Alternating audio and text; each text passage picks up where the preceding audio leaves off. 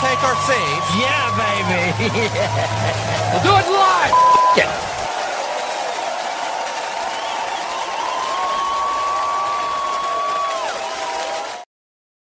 Tess, hey. Well, hey, everyone. Welcome to A Godless Universe. Friday night. As always, hitting buttons to get settled in. Oh, man. Okay, what do we do? Okay, how come it's not? There we go. Okay, all right. Sounds. That. Hey! Oh, Friday night. Yeah, it is. It's Friday night. Nothing scheduled tonight. Wasn't supposed to be scheduled. But I thought I had a whole bunch of stuff going on. And what's going on? That's weird. And that is strange.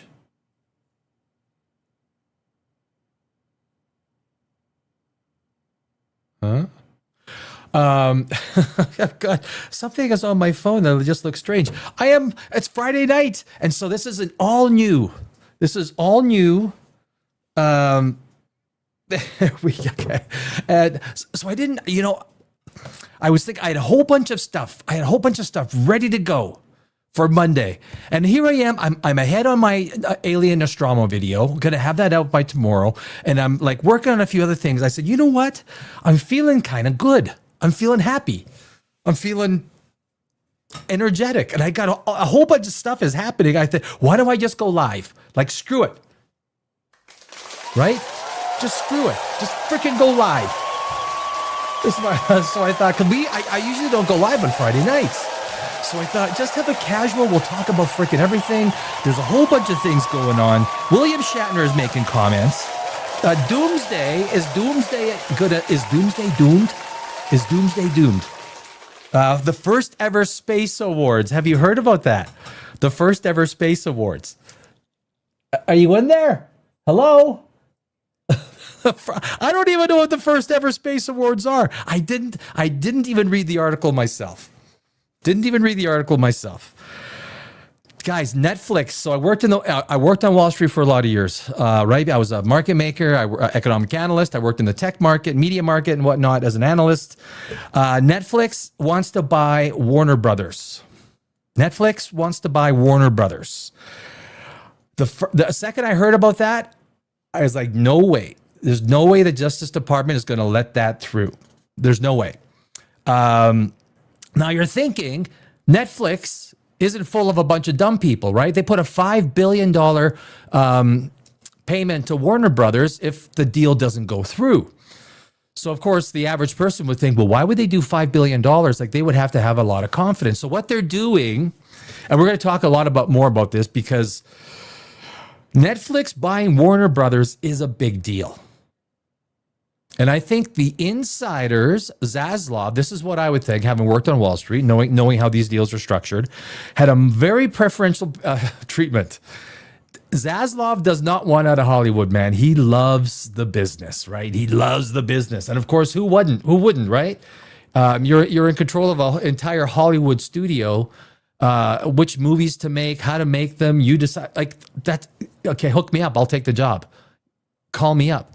But Zaslav, they redid a deal for him 2-3 weeks ago on the idea that it's sold. It's almost like if you and I did this, I don't think we could get away with it. Like some of this stuff, so they quickly package a deal together. So when it's sold, Zaslav gets a pretty good package. It wasn't there before. It did magically show up 3 weeks ago. And no details were disclosed. But people are wondering, so why would Netflix? They're not dumb. These are very smart people who are running Netflix. Go into a deal to buy Warner with a $5 billion breakup fee. If the deal doesn't go through, $5 billion fee. The reason is simple. What they're doing is kind of like what Microsoft did in terms of buying, was it EA Sports, I think? But so what they're going to do, there's all these assets, all these properties. What they will do, Is the Justice Department there's only a few properties that they really want, right? They want the goodies. They want Lord of the Rings. They want Dune. They want Harry Potter. They want the goodie bag. They don't care about CNN. For all they say, they will buy CNN and close it. Money losing machine. The leader in world news. What did I? Hey, where's my laugh? Sometimes StreamYard changes. Jacob Owie says, "Hey, buddy, start panting like a dog." You want me to bark like a dog? No, I'm not gonna bark like a dog. Aza Adriel, hi. Can you mod me? I'm doing MD speed run. Melissa. No, not yet. We just met. You gotta buy me a drink. You gotta razzle dazzle me. I gotta razzle dazzle you. So Warner Brothers, I'm telling you, man. I mean, after years on Wall Street, and it's not good. Netflix buying Warner Brothers is not good for the media business. It is not good. You talk about concentration of assets. We already got that in the tech sector. I don't think Trump is going to allow it because he's very good friends with the Ellisons, who of course own Paramount. And I do think that they have a gripe that their offer, which was $30 per share plus a bunch of other stuff, was not fully taken into account. I think I'm not sure how to put that.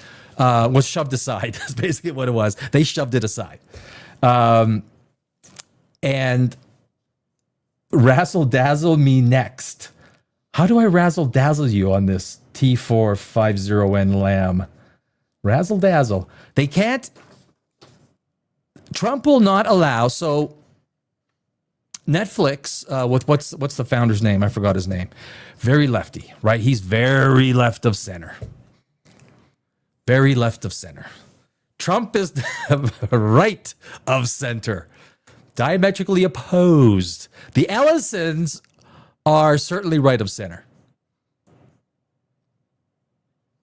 But they probably stand for more that is traditional Hollywood than is a lot of junk that's been coming out lately. The bad storytelling of since 2020, right? The bad storytelling. The Ellisons are not into that, especially the son. What's his name? So I think just on Trump will probably just himself would not allow Warner Brothers to take those properties, especially the goodie ones, right?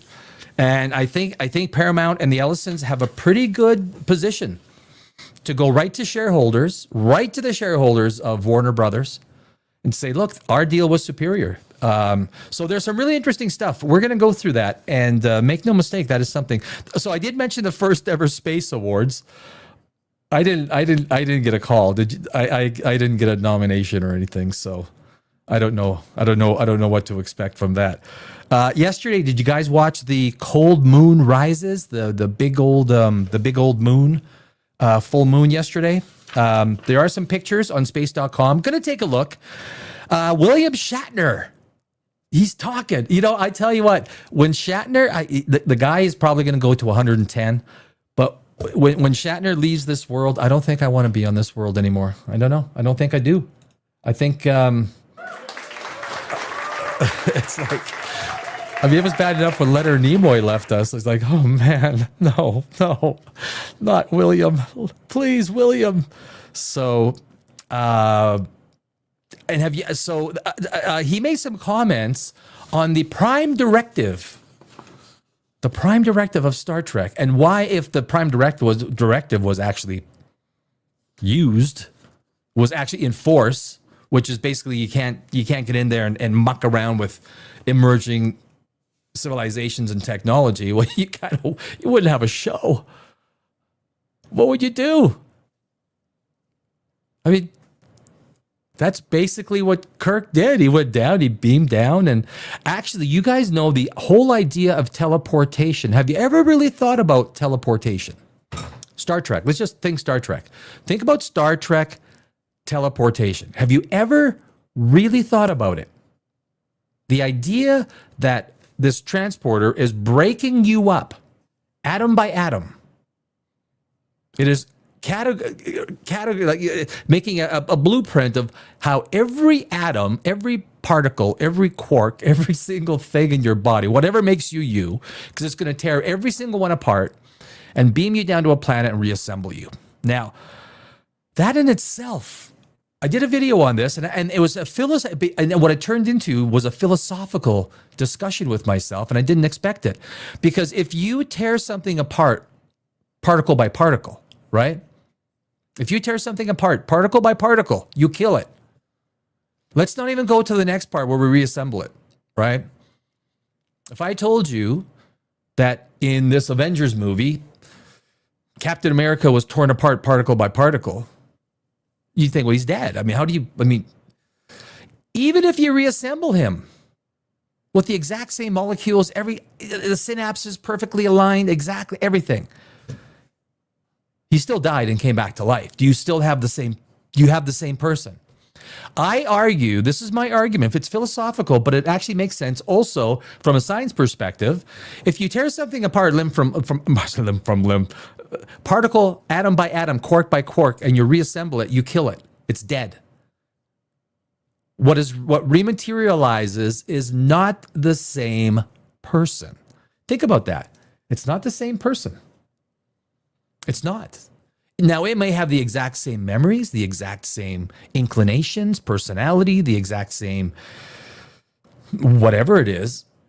It's not the same person. It is basically a clone. Yes, you're using the same particles, the same matter, the same electrons, protons, neutrons, quarks, molecular structure, but you're not going to. It is a very interesting thing to. But anyway, we're going to get into what William Shatner.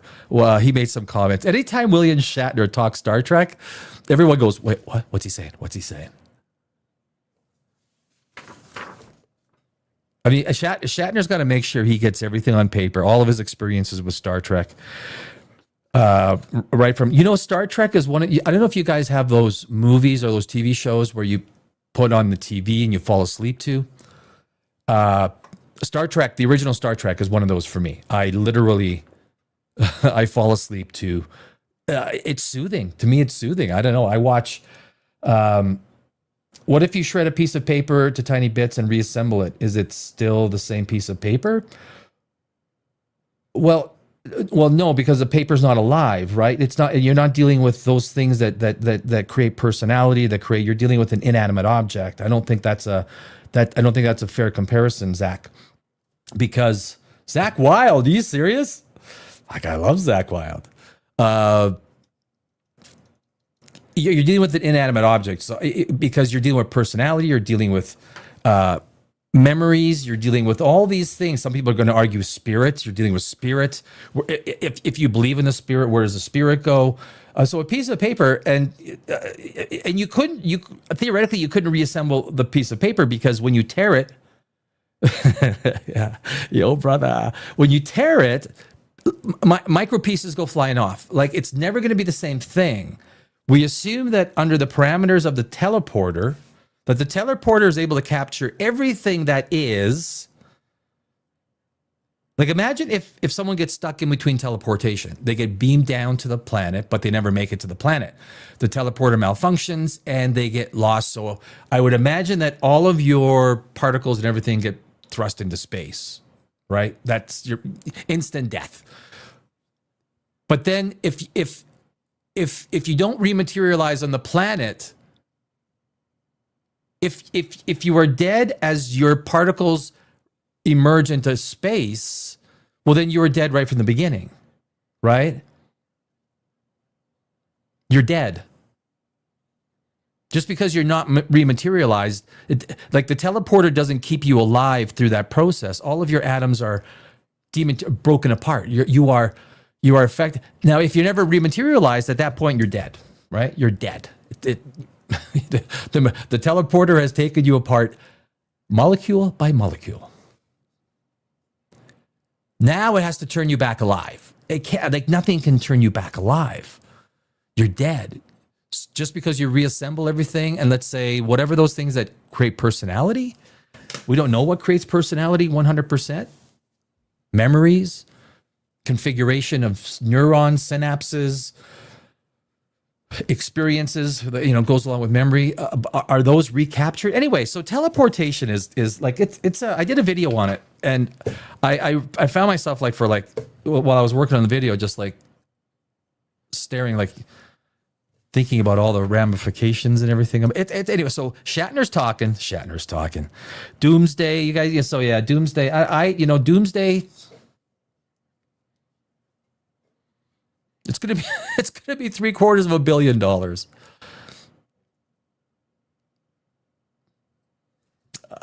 Something. Do we need booze?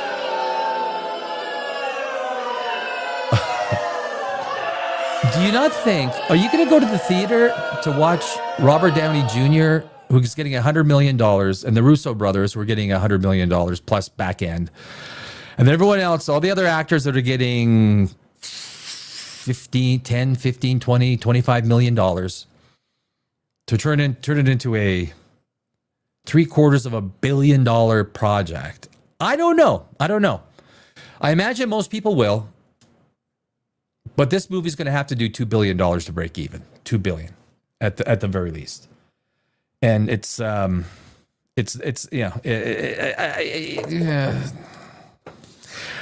just think and I'm a screenwriter, right? So I approach this from a screenwriting perspective. And sci-fi, I've always maintained, every astrophysicist, planetary scientist, cosmologist, astronomer, physicist, most will tell you that science fiction is a huge thing to them, right? It's a huge part of their life. Always was.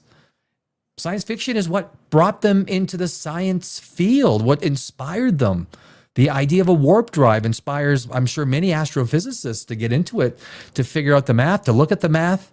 I am working on a video on the Nostromo, the alien Nostromo from the Alien movie. Now it has two different propulsion systems. It has an interplanetary propulsion system and then a FTL propulsion system. And it's very interesting. And I'm doing all the major propulsion systems, basically to see probably the closest one to real physics is probably Avatar, James Cameron, because basically, he's also only going to the closest star. Your ones that are traversing the galaxy, like your Star Wars, your Star Trek, your Stargate, you're actually even going to other galaxies. They're a little bit more harder to swallow, but there's really the cold, brutal. What Alien is pretty interesting, because it is a very thick, heavy titanium alloy hull that is thick because it's meant to protect the crew inside. Anyway, I'm hopefully gonna release that. I'm gonna release that tomorrow. It's Friday night, right? So it's Godless Universe. So my first Friday night live, it's Godless Universe happy hour. Thank God it's Friday. It's a little ironic, right? It's kind of. So I thought the Friday show, I'm not going to, get too deep into anything. It's going to be relaxed. We'll do some science. We'll do some discussion stuff, maybe about movies, about reality, alternate reality, manufactured reality. Charlie Kirk. Manufactured reality. Charlie Kirk. Oh, yeah, I got this today. I need some applause. Thank you. I'm also wearing a burgundy shirt. Oh, where's my Christmas tree? I'm supposed to have a Christmas tree. There it is. I was supposed to have a Christmas tree at the top left. What happened to my overlay? Oh my God. Logo? Huh. Someone been messing with my StreamYard? What the hell? Yeah, so I got the burgundy. Now the flashing lights back there, I actually have those on all the time, but now I thought about it, like, Jesus, it is kind of festive, right? So I got the Christmas tree. Now, are you wondering what's inside the mug? It's not cocoa. It's not coffee, and it's not water. Red wine, my friends. Red wine. Oh, yeah. Oh, yeah. Excuse me as I drink from the Grinch's head.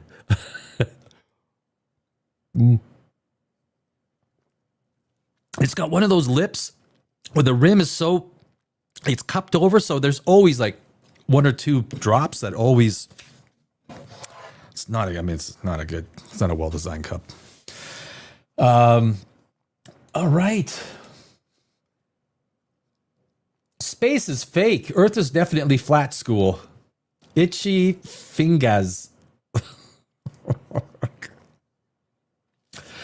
They lied about space. Space is fake. They lied about space twice. Meanwhile, look at what the moon lander was made of. Are you a flat earther, Itchy? Itchy, are you a flat earther? What do you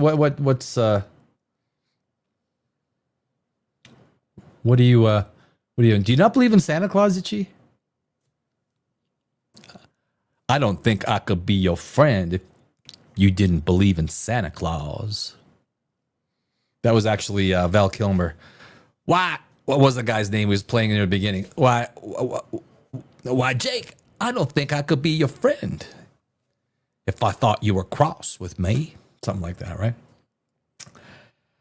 Flaming Warrior, God bless you. Repent and believe in the gospel of Jesus Christ. He died for you. No, I died for him, motherfucker. John 3:16, John 14:15. Hell is eternal. Okay. Are you really showing your Christianity? Like, are you like, what the hell? You literally, now you're copy. Oh my God. Do you see science people doing this? Like, what do you do? This is not, Dwight. Okay, I cannot create this kind of humor, guys. This world will never satisfy you. Jesus can, and he can free us from sin. Galatians 5:1, too late, depart from sin, seek Christ. John 14:15, Revelation. What the? Dude, I've read the Bible. Hey, Flame Warrior, what's 6 times 4? What's 6 times 4? So the only... Don't regret. Okay, I know. It's not going to stop, right? That's okay. That's okay. We got to take care. I know. I didn't want to. When someone goes that crazy, I had to delete him. If he's just putting a few comments in, if he's trying to make an argument for his belief in religion, I'm down with that. I have no problem making those arguments. Making that discussion. But also, you cannot have a discussion with someone whose beliefs are predicated purely on blind faith. There's no rational discussion because the evidence or whatever it is that supports his belief system is manufactured from the perspective of not requiring evidence, not requiring. Do you think I don't want to believe? I think anyone who is agnostic, anyone who doubts, do you think we all don't want to believe that heaven exists? Like, holy shit, that's like that's a great kind of like knowing that when you pass on to the next, if there's a next, that it's filled with like no entropy, we live forever. Why would I not want to believe that? Like, who doesn't want to believe that? And then people come and they put on all these comments. You kind of look like Zeke Jagger. Who is Zeke? Oh, do I know Zeke Jagger? Oh my God! I don't know if this is I'll probably walk it into something, right? Oh yeah. I know, yeah. Like, really? Zeke Jaeger, Jaeger, right? Is that how you pronounce it? Zeke Jaeger, right? I'm so, yeah. Oh, I chose it. I think that's a compliment. That looks like a good looking man. I don't know if I'm a good looking man or not, but that's I'd like to be a comic book character though, for sure though. I would love to be. I think we would all like to be a comic book character, at least for a day or two, right? Something we could but But anyway, I'm glad you could all come because especially, I love talking about all things. I love science. I'm a screenwriter. I've won many awards. I've spent 20 years in Hollywood, almost 20 years in Hollywood. I love screenwriting, science fiction, fantasy, horror. I might be the most winningest screenwriter on the film festival circuit. You could Google me, Danny Alex, screenwriter, and that all that stuff will pop up. And I never sold one of my screenplays because I never wanted my stuff to, all those crap movies that turn up on IMDb and it's like a 2.6 out of 10, and then your name is attached to it. No. That's not worth $5 or $10 for a script. When you spend, if any of you guys are writers, I don't know if you're writers at home or something that requires you to lock yourself in a room for hours, days, weeks, months by yourself. People who are writers love writing. And when people say that a true screenwriter will never use AI to write their script because they love writing the script, which is what I do. I can easily lock myself in a room for hours. And so a lot of so basically, this channel and its godless universe only because he could turn into a large monkey that talks and he throws large rocks at people. I do that. I don't have to turn into a monkey. I am a monkey. I don't have any rocks to throw, but that's okay. Have you seen the Christmas tree? I got a Christmas tree. You see it right there? You see it? Chosen? You see, I got a Christmas tree. I put a Christmas tree up today. That's what I do. I make Christmas trees. I also have, I bought this today. I have a Grinch mug specifically for tonight's show. With red wine in it, which I'm going to have some. It's happy hour. It's a godless happy hour. Thank God it's Friday. You get the irony, right? Thank God it's Friday. It's a godless universe. And people get this, the reason I call it a godless universe, it was nothing to do with religion. It has only to do with the fact that we don't deal with the supernatural or, in a godless universe world, 3 times 3 is 9, right? It's not 6, it's not 12, it's not 4. The number 9 is very interesting. Do you guys know that? The number 9 is an incredibly interesting number. As a matter of fact, I got to write that down. Next week, I'm going to do a segment on the number 9. If you don't know about the number 9, the number 9 is extremely interesting. It has things that very few other numbers, and the difference between odd and even numbers, right? I mean, there's some incredibly fascinating things with odd and even numbers. Both are very different, like how they react within equations and the things like that. So that is on Christmas Eve. If you guys aren't doing anything Christmas Eve, I am going to be on for like 4 hours. 4 hours on Christmas Eve. I'm going to be yakking maybe about the historical Jesus, which is basically the evidence that is there suggesting whether he actually existed or not, right? Like real evidence, real stuff. The whole idea, even getting into Emperor Constantine, because he legalized Christianity, the Council of Nicene back in 325. Basically, if it wasn't for Emperor Constantine, the dude that was throwing 316, 1450, and all those things at me, probably wouldn't be if it wasn't for Emperor Constantine. It was he, and you know why he picked December 25th? Do people know why? Do you guys know why Emperor Constantine picked December 25th? For the Christian Sabbath or holiday, what you want to call it?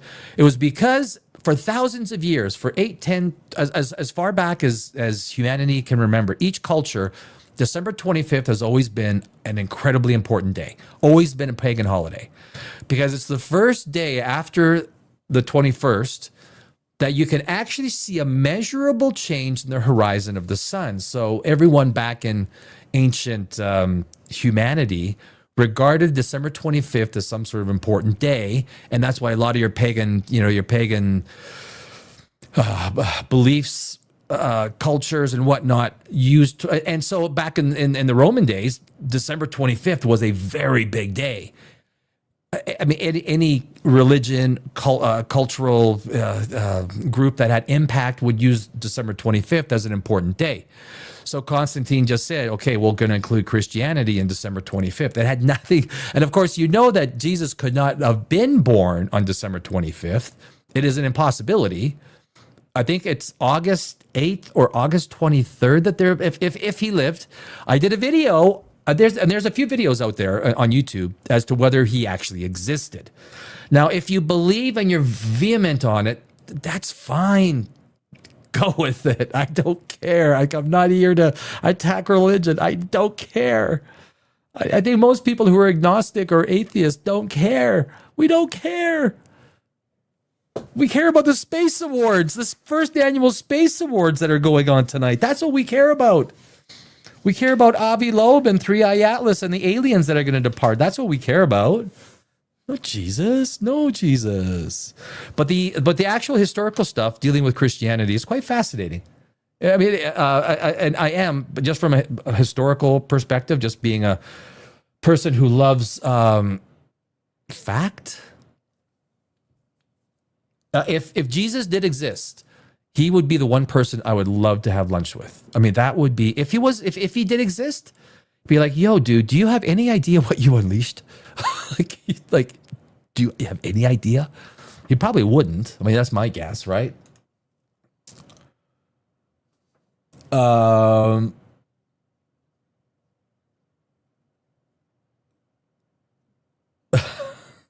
Okay, some things I'm not, I'm not. What's up, great value, Robin Williams? I don't, beyond beautiful. You know, Robin Williams? Nanu? You think I look like Robin Williams, Beyond? Like the Shroud of Turin. Good point, the Shroud of Turin. The Shroud of Turin, it's very interesting, right? The Shroud of Turin. Wasn't it, because they didn't want to have that thing carbon dated for the longest time, and I think they did. And didn't they peg it around 11th century? PSX Gary, I think, was it 11th century? You know what? That's actually a pretty. I gotta do. That's actually another good thing to. Now I see yellow teeth. Yellow teeth. I got yellow teeth. You saying I got yellow teeth, Zach? Thought we were friends. What the hell? Now I see yellow. I see yellow teeth. Miss Stoutfire, Vince Jackson. Me? I thought, one of the, I think is, in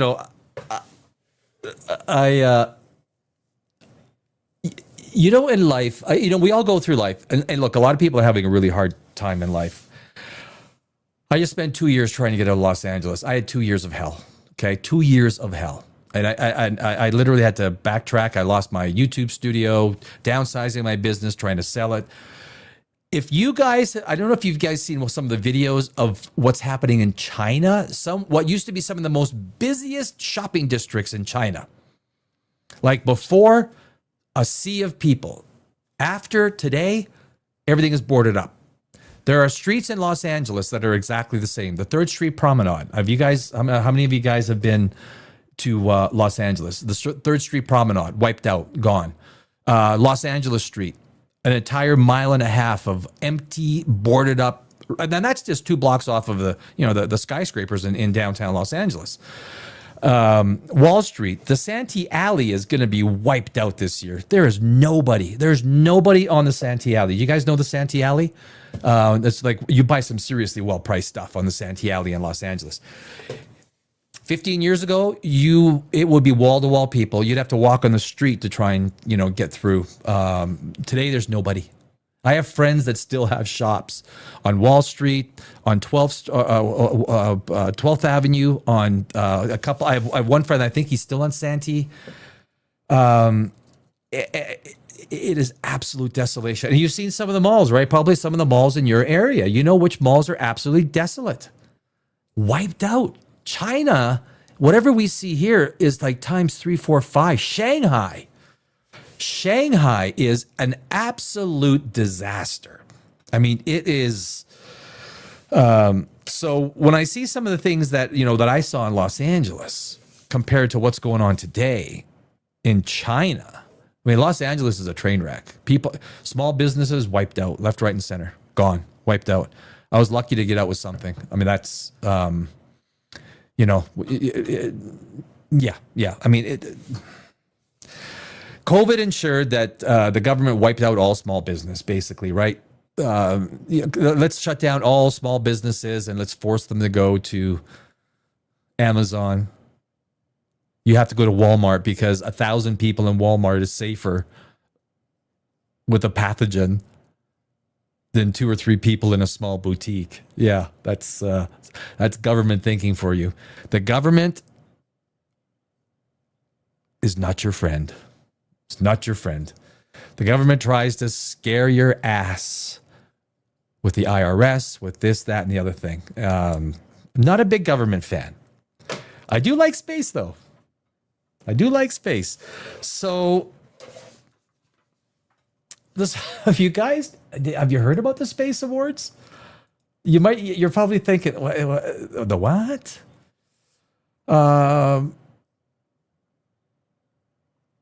Okay, where? Oh, geez, I get what's going on. Okay, I'm gonna have to do this. That probably makes it easier. Yeah. There we go. December's cold moon. Oh, there's a December's good. Did you guys see the cold moon yesterday?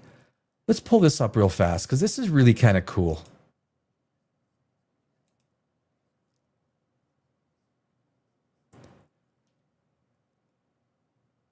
If Ken Amaro, if coffee does that to you, drink tea. I suggest drinking tea if coffee has such an effect on you. Let me. What the heck? There we go. Oh, don't do that to me. Don't do that. There we go. All right. So, that's not some of these pictures actually aren't as impressive as they make you believe. So yesterday, December's cold moon rises. See breathtaking images of the final full moon in 2025. Basically, it's a cold moon basically because it's wintertime and it's like the a lunar full moon it becomes like, I think yesterday was 14% bigger and 30% brighter or something like that. But they got some images. Oh look, it's the aliens in 3i Atlas. Avi, I don't, is that impressive? That's not impressive. Okay, is that impressive? I don't know. I guess it's a time shot with, where is that? Photographer Daniel Cardenas managed to capture this well-timed view of the moon's fully lit disk as it rose between the wings of the angel of Mexico City. I was going to say, is that Mexico City? On the night of December 4th, as the lunar seas darkened its ancient surface. Oops. Oh, man. Come on. Can I thought I could expand these. Is that a bird flying in front of? I don't know if these images are images. Oh, that's kind of cool. Oh, there we go. Right. I mean, so that's kind of cool, right? It's kind of a cool image. That's yesterday. Big ass full moon. This artfully positioned shot of the cold moon shining in the palm of an LED fairy. An LED fairy?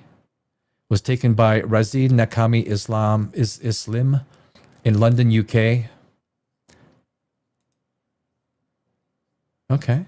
All right. I get it. Okay. Space.com. Really? Is this what you're like? I'm not sure if this is the most impressive pictures. Okay. A fairy holds the moon in its palm as it shines in the sky over London, UK. Thousands of miles away. Okay. I mean, that's cool.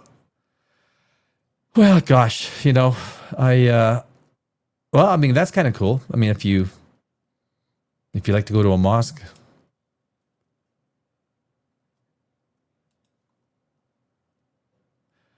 Okay, that one's cool. Okay, that one's cool. There we go.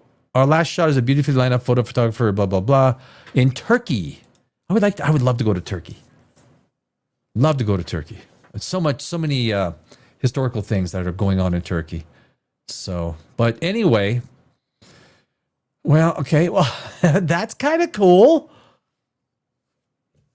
I thought this segment was going to be a lot more interesting. I really did. Now, okay, the Eiffel Tower looks amazing in that shot, right? Have you guys been to Paris? It's a bit messy, but worth it. Yeah, well, good, yeah, Kenamaro. It's a bit messy, but worth it, I guess, to start your morning, I usually just drink it. The coffee, I mean, Dan. Yes. Usually, but not always. Well, drink the coffee that comes from the cup, or the red wine, my friends, that comes from the Grinch cup. Merry Christmas. Merry flipping Christmas. Happy Saturday night. Friday night. I say this so that a godless happy hour. Thank God it's Friday. All right? Thank God it's Friday. Ooh, that's good stuff. So that is that. Oh, do you guys know, this is really interesting. It's Friday, so it's kind of like, interesting, lots of interesting information. Do you guys know all the places in the world where there's no rats? Do you know where all the places in the entire world where there are no rats?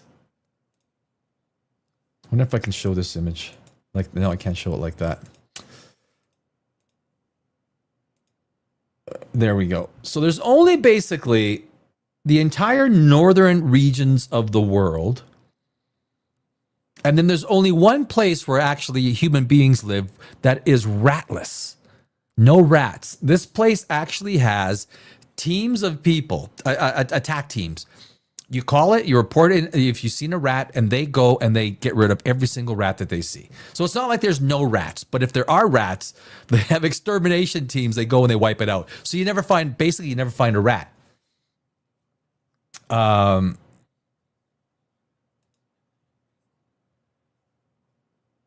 Alberta, Canada.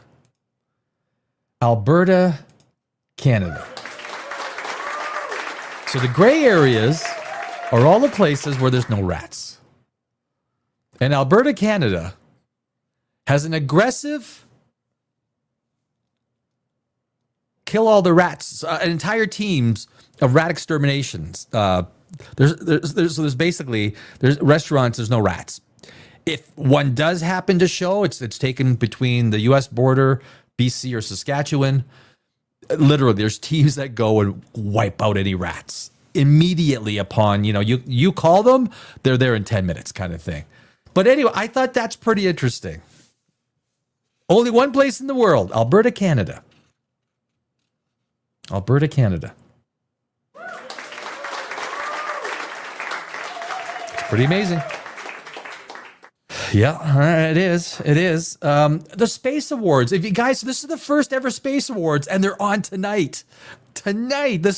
So the Space Awards, I haven't even read this article. So we're gonna pull this thing up. I don't even know what it means. Where is it? First annual Space Awards. I got the email from space.com because I get so much stuff from space.com. And this is the first annual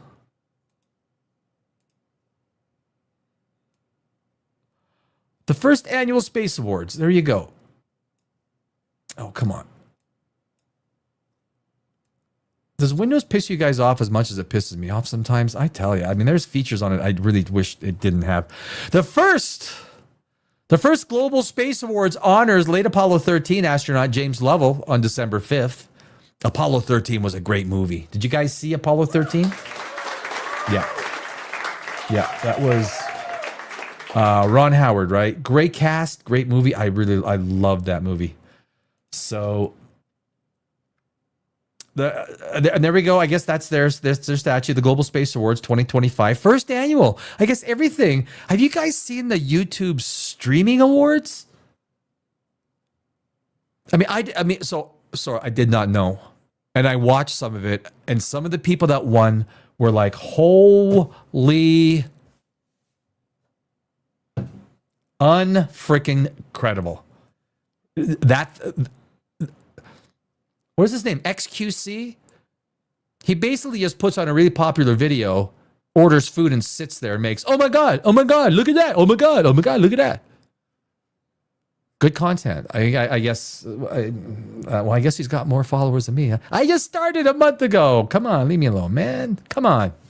The inaugural Global Space Awards ceremony gets underway this Friday, that's today, as 340 guests converge at a glamorous red carpet event. You know, that's one of the things that really kind of irks me. It's like it turns into this little... Now, granted, get dressed up, right? You don't want to go, showing up in like, what I'm wearing, shorts and a burgundy Henley top. But everything turns into like, and everyone shows up with, oh, I gotta like...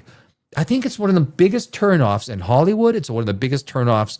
Like, I don't need to know what the frick you're wearing. If it's a space awards, it's not. Wear an astronaut suit for all I care. But it always turns into some stupid ass red carpet. Look at me. Take lots of pictures of me. And then a whole bunch of dumbasses are going to do the best dress. They're going to do this, and it's never going to be about the space awards. It's going to be about what shoes was she wearing? What shoes was he wearing? What was Brian Cox? What kind of shoes was Brian Cox wearing? It gets frustrating.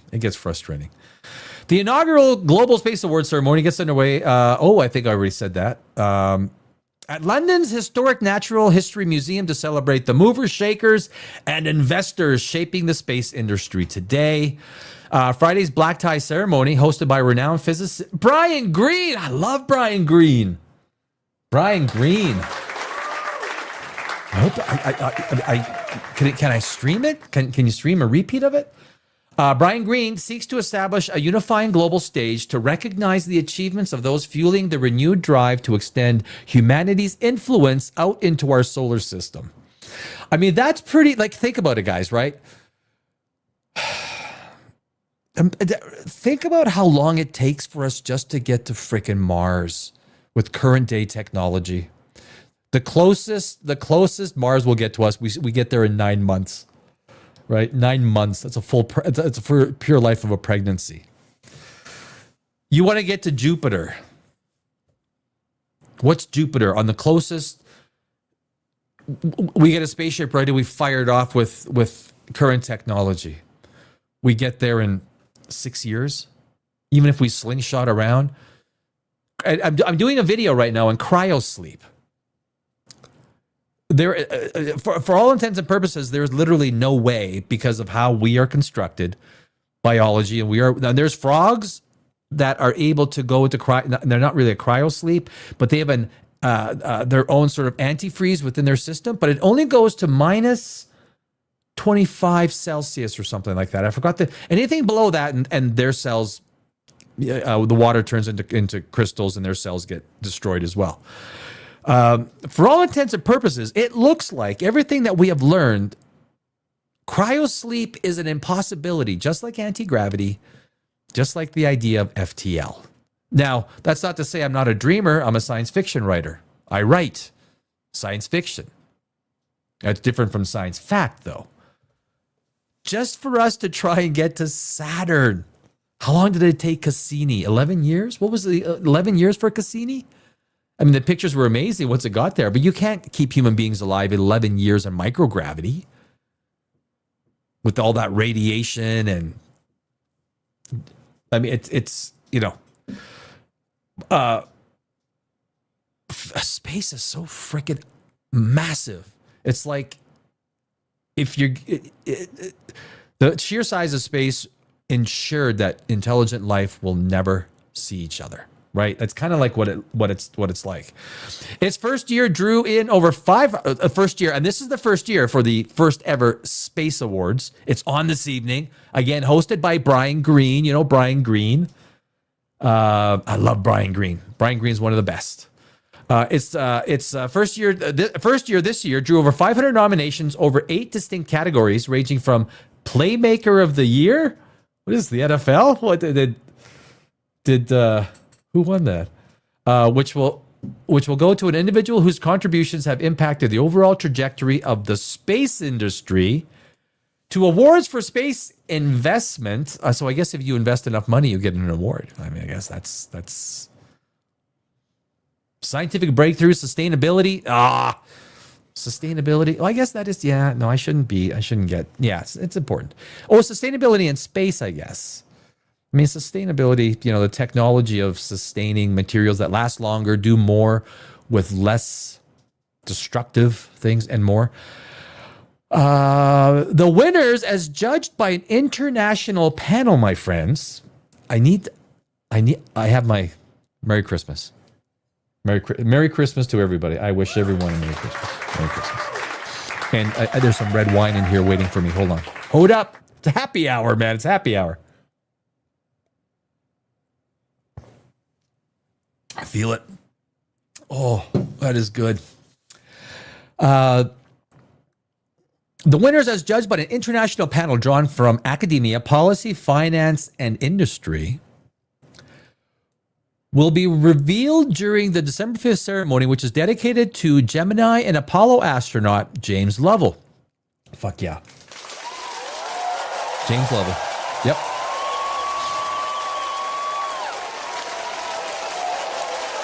James Lovell. Well, you keep cheering for him. Following his passing on August 7th earlier this year, I do remember that. Members of Lovell's family will be in attendance to receive the inaugural James Lovell Legacy Award, which will be bestowed in future years to individuals who honor the spirit of the late astronaut. The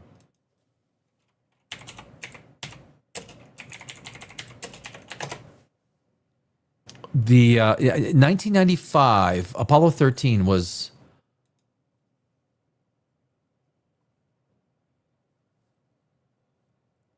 Have you guys seen this movie? Well, it was a great movie. This is one of those, and the relationship, the way that Ron Howard set up the relationship between Lovell and his wife was very compelling, right? From a screenwriting perspective, a lot of times you have to rely on the actor to really put out that performance. And the script and everything, this was just a well-written movie. Ron Howard, he's kind of been out of the spotlight of late, but of course, Tom Hanks playing Bill Paxton, guys. I met Bill Paxton a couple of times in Los Angeles. And of course, he had surgery a few years back and he passed away. The guy was, I tell you, meet Bill Paxton and you freaking like the guy. You just like the guy. He will talk to you. You ask questions. He never looked frustrated by, I get this aliens. I get this question all the time. And of course, Edge of Tomorrow. Those are the two big ones. Twister. There's a bunch, like Bill Paxton. Kevin Bacon, Gary Sinise was freaking awesome in the movie. But anyway, I think this is one of those great movies that to live, to like get a little bit of science, space into your bones one night. This is a great movie. This is a great movie to watch. For sure it is. For sure it is. Now, okay, where was the, I gotta find, I never should have went away. You can't live without me. You can't live without me. Hey. Well, you would think that, okay. Let me get this screen back up. We gotta get back to the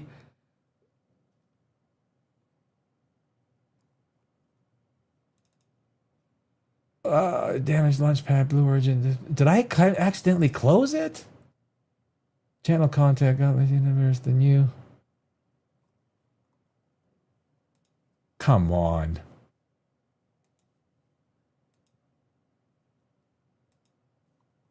Well, you know what? We're probably finished with it. Yeah. All right. Hey, this is live TV, man. This is what happens. This is what happens with. Oh, sorry. Here it is. Okay, we're almost finished with this. But anyway, it is the Space Awards. Oh, I stopped sharing it. Space.com. Share screen. There we go. Why did you not show up before? Thank you. The Darwinian theory of evolution serves as the foundation for hosting the Global Space Awards. And again, the Global Space Awards are tonight, hosted by Brian Greene, at the Natural History of Museum, symbolizing humanity's journey towards a civilization that not only adapts, but thrives when utilizing innovation from space. Sanjeev Gordham, a member of the steering committee for the Global Space Awards, told Space.com in an email, it's kind of impersonal, should have been a phone call. This event highlights the innovation driven by our exploration of the cosmos and our potential to evolve further. The 50 finalists, my friends, for the 8 awards were given a thematic reveal on November 6th when their names and broadcasts were dangled from a high-altitude balloon floating 23,000 miles above Earth's surface in the stratosphere. Stay tuned. Okay, so Space Award nominations. Are there going to be any big names in there? Global Space Awards. Are there going to be any big... What do we got? What do we got?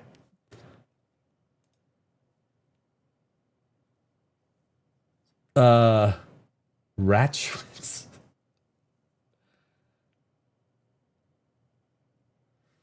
Philly Eagles fly. Jesus is real and he loves you.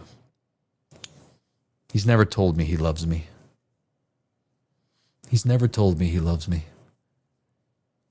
And I got to be honest, I don't really think I care. I mean, not to be mean.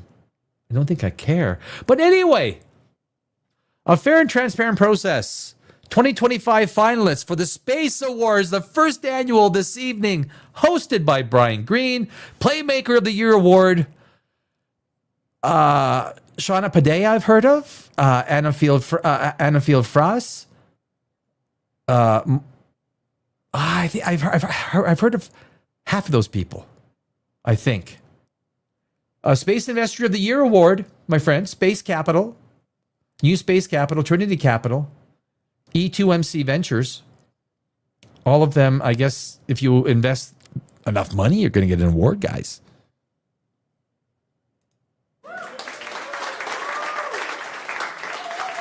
You know what? Maybe I'm going to put some background music for this. A little bit of Motley Crue for the 2025 finalists of the Global Space Awards, the first annual. Hopefully that's not too loud, right? Music, sound, volume's okay, guys? Partnership of the Year award, Starlab Space, iLaunch, Trailblazer, Southern Launch, and Varda Space. Do these names mean anything to anybody? It does. I just want to see big names like Brian Cox, Neil, James, like someone. Sustainability for Space Award, Astroscale, HEO, Space Machines Company, Verta Solis, Agnucol Cosmos. Not my first pick for a Agnucol Cosmos. Must be someone's last name, because no one would think of that name unless it's a last name, which is fine. Again, Superscaler of the Year award, Trust Pilot, Space Forge, Dragonfly Aerospace, Astro X, and Cube Space Satellite Systems. Innovation Breakthrough Award. Okay, why? I honestly, I think this is a really bad idea. If you're going to do the first annual Space Awards, Global Space Awards, the first annual, you put in the big names, right? You should. Wow, I'm shocked. I thought you would get the top planetary scientist of the year, the top astrophysicist, the top sun researcher, the top galactic researcher, the top quantum physicist award. That's what I'm kind of disappointed. Innovation Breakthrough Award, Skylo Technologies. So it's just freaking companies. It's not people. Science Breakthrough Award, Dr. Beatrice Sanchez, Dr. Benjamin Pope, I know. Stephanie Yardley, I've heard of. Sustainability for Earth Award, Space Forge. Oh, that's disappointing. I gotta say, that's disappointing. Why would you not? Why would you not use some of your super names? Get your super names in there. Like these are just all. There's no. At the end of the day, us human beings are kind of built the same way, right? We like the big names. Where's Brian Cox? Look, he doesn't have to win anything. But if I'm marketing the first annual Space Awards, can we get Brian Cox in there? Neil deGrasse Tyson, just get him in there. Just get his name in there. We need the names are good. Because if you're going to, I love science, right? I'm a screenwriter, but I am a hobbyist astrophysicist. I always tell myself that. If you're going to get science out to more people, you got to get the big names out to them, right? Lifetime Achievement Award, Carl Sagan, first year, boom. I know, Lovell did a lot of cool shit. But he is nothing compared to Carl Sagan. Carl Sagan, first year, the Titan. Carl Sagan is the Titan. The Jesus Christ. Can I say that? Can I say that? Carl Sagan is the freaking Jesus Christ of space.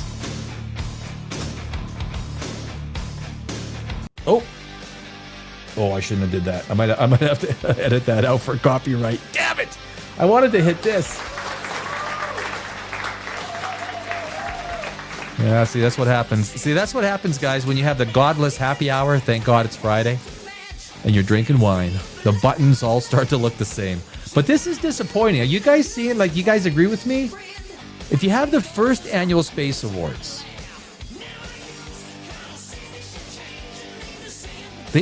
scientists are not typically good marketing people, right? They don't, obviously. Obviously. But if you're going to have the first annual Space Awards, again, which the first annual Space Awards are tonight. They're tonight. The first annual Space Awards. Oh, that's not... There we go. The first Global Space Awards honors late Apollo 13 astronaut James Lovell.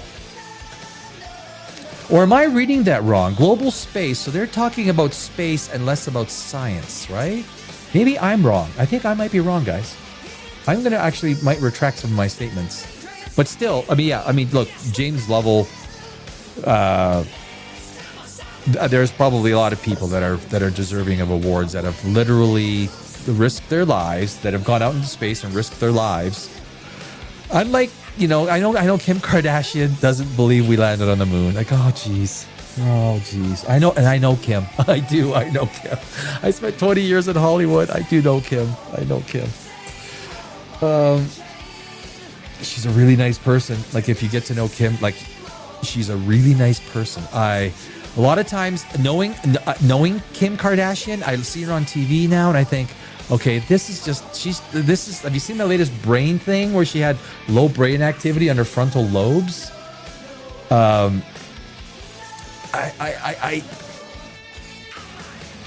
one's going to put that on TV. No one. Why would you put on, like doctor says, look, you got low frontal lobe activity? Unless there's literally a third act in this season that shows she's made great advances and now her frontal lobes are 12% above the average. Say what you want about the Kardashians. They have marketed themselves in a way that is to their audience. I'm not their audience. I am not their audience. I don't even watch. I've almost never watched their shows. I haven't watched the new one, the Kardashian one, the main one. I think I watched 2 episodes. But she's a flat earther. She is a flat earther. So the first annual global, this is important, guys. This is really important. Star Trek Icon's hilarious take on the Prime Directive shouldn't surprise fans. Anytime, guys, anytime. Okay, that's enough with same old situation. Anytime William Shatner talks about Star Trek. Cheers. I bought this for today's episode. I bought this for today. And it's got red wine. Can you see the red wine in there? I mean, it's almost empty. It's a godless happy hour. Thank God it's Friday. Star Trek, anything William Shatner says about Star Trek, for me, so if Shatner says something about Star Trek, I drop it in. I'm listening. Go on, Sir William. He can be. Do you know that William Shatner could be Sir William Shatner? Do you know that? He is Canadian. A Canadian can become a Sir.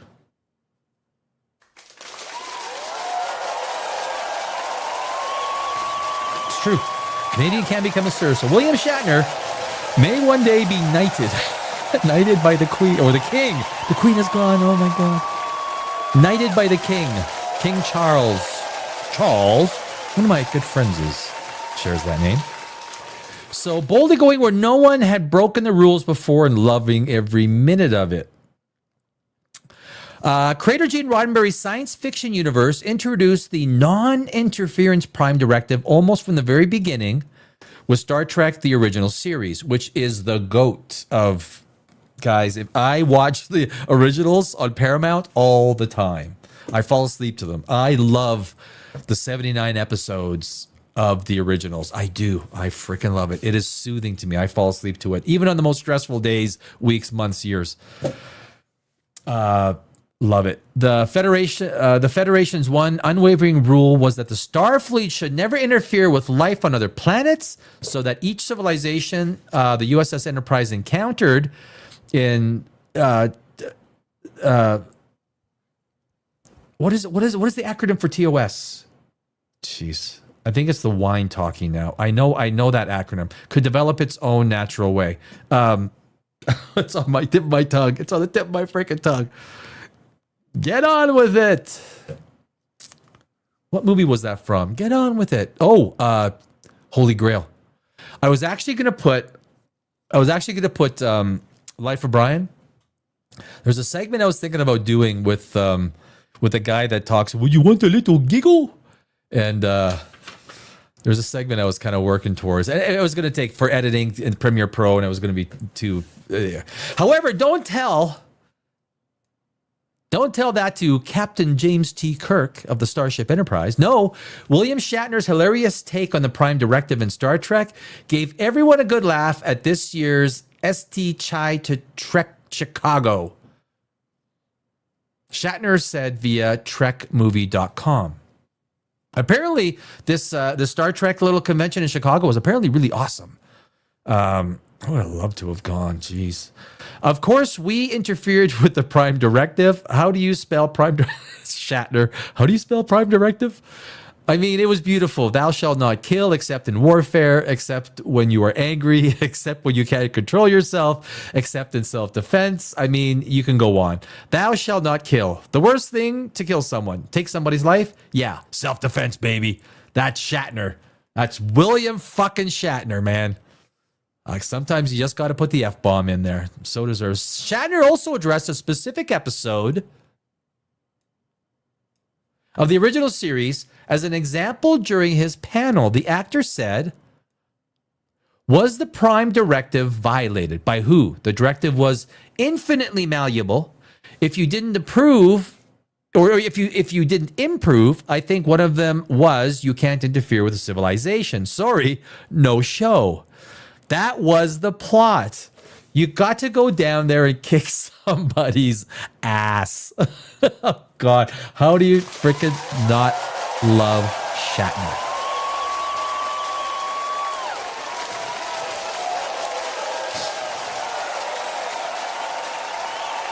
Everybody knows. Yeah, Shatner, William. That was the show. You are worshiping a rock. Are you crazy? Blow up the rock, William. I met him once. I met William Shatner once. I was doing a project at a studio, and they had a separate studio where he was doing some voiceover work. At the time, it was probably for the travel thing. He was the voice. He made $100 million off that. He made more money off of what's the travel.com. You know which one I mean, right? And so I was walking out of the door, and I saw some people walking, and I'm like, why? Like I almost bumped into William Shatner, right? And he's not a big guy. He's probably about my height. I'm about 5'9", so he's about my height. And he goes, "Oh, sorry, excuse me." I'm like, "Mr. Shatner." He goes, yes, that's what I am, or that's who I am. And he kept walking. Like that was my brush with William Shatner. Really, like, okay, I met him we almost crashed into each other. But I did see him belly to belly. I think I might have touched him. Is that a Jesus moment? Like, do I get a Jesus? Do I get a freaking round of applause? I think I'll say that I touched Captain Kirk. But he was so kind. Like, we always like, sorry, I was like, whoa, like, and of course I look up. You're going to bump into someone, and you look up, and it's William fucking Shatner. This was in Los Angeles, just over the hill. Not Calabasas. That was further west. What was this? It was a great studio, and yeah, I mean that's one of the great things in my life. I could say that I actually spoke to William Shatner. I'm gonna say I bumped into him. I touched him. Like, Captain Kirk, belly to belly. We went belly to belly.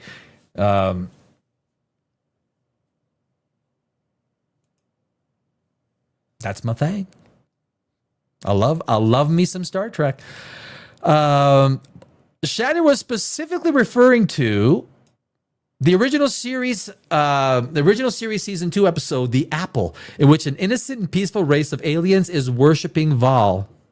As Shatner alluded to, Val's head, which is carved, that was one of my favorites, right? The big, is carved into a huge rock on the planet's surface. Looks like a Kaiju straight out of the Godzilla movie. I know that one. That was one of my favorite episodes.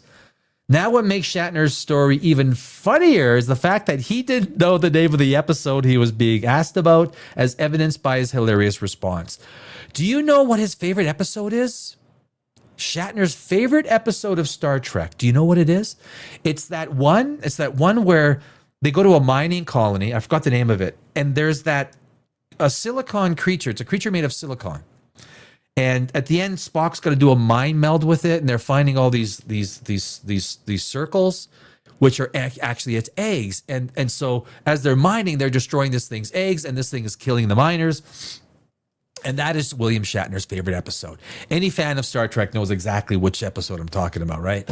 And it is a good episode because it shows and it discusses and it brings to the forefront a lot of ideas dealing with understanding alien life, right? But anyway, it was so many years ago. I don't remember. I don't even remember the studio, for God's sakes. For Shatner, it was like what? 70, 50, 55, 56, 50, maybe 60, almost 60 years ago. Probably when his whole Star Trek journey started, William Shatner. It's literally 60 years ago that he was cast, and then got the scripts, and he started working on Star Trek. It was Desilu Bill, at least in the beginning. Obviously, William Shatner's iconic character is famous for breaking the rules, any of them, all of them, and repeatedly throughout Star Trek, the original series and the feature films, which featured Captain Kirk and company. Now, do you agree with Shatner's take on the Prime Directive? I certainly do, and I couldn't stop laughing when I heard his response. Share your thoughts and comments with us on the Red Shirts Always Die Facebook and X pages. No, I won't. But thanks for the article. Yeah. It was funny with William Shatner. William Shatner did not there was a time after Star Trek that he did not like Star Trek. That's all he was typecast as. And he got into TJ Booker and a couple of other shows I don't remember. And he did not like Star Trek. He spoke slightly ill of Star Trek at that time. And then he did some movies, and then he realized what Star Trek was. It was a phenomenon. It is something that will put him in the annals of history forever, which very few human beings ever get the chance to become. Right? It is him, Leonard Nimoy, DeForest Kelly, the original Star Trek guys and gals, Uhura, a couple of other ones.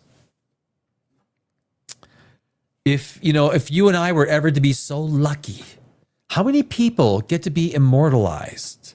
Mark Hamill, Luke Skywalker, Harrison Ford. Basically, every actor gets their roles with a huge amount of luck in Hollywood, a massive amount of luck. There's more luck involved, being at the right place at the right time.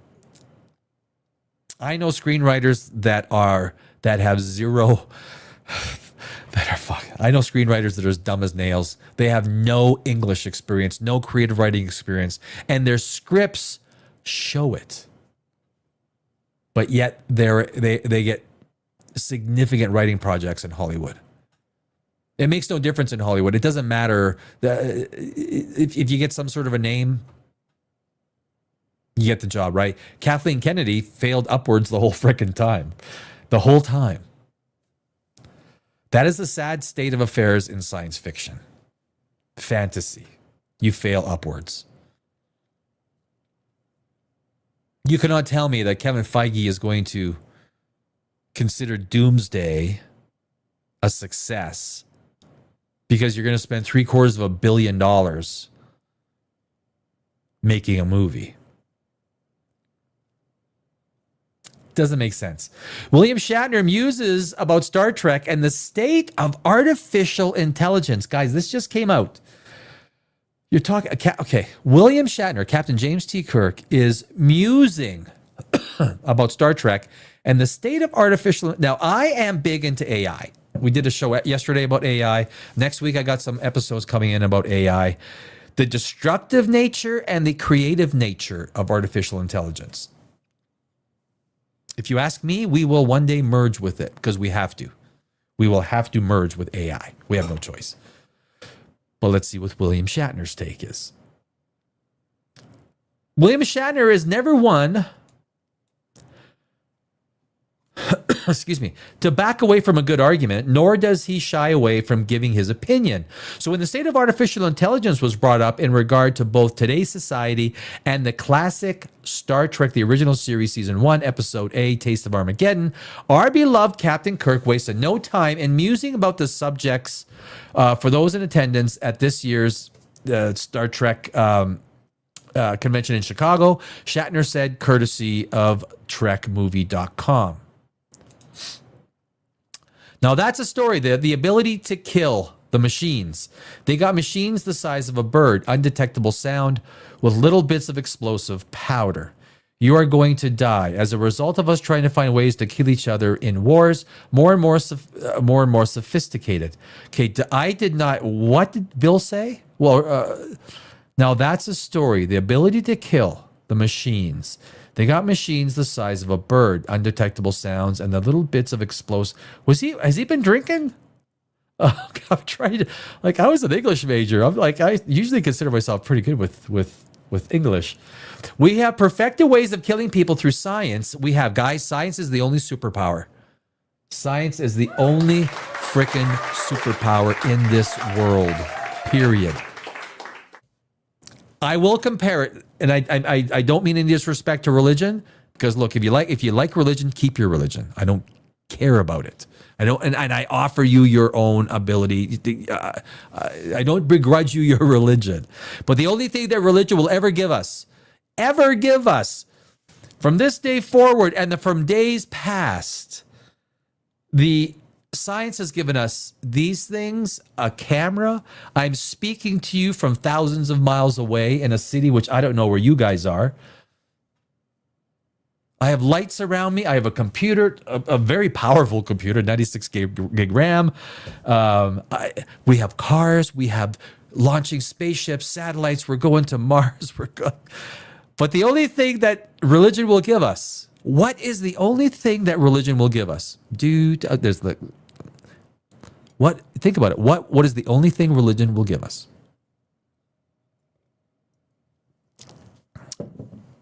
More scrolls from more caves. That's all it's going to give us. Just like the Dead Sea Scrolls. Yes, they are fascinating historical documents. Put in caves by men, making them cavemen. But anything else we find from religion is basically going to be nothing but more scrolls from people written from 2,000 years ago, where the average grade 1 school student had a more robust education than they did. And it's nothing against someone's religion. Own your religion. Keep it if you so choose to.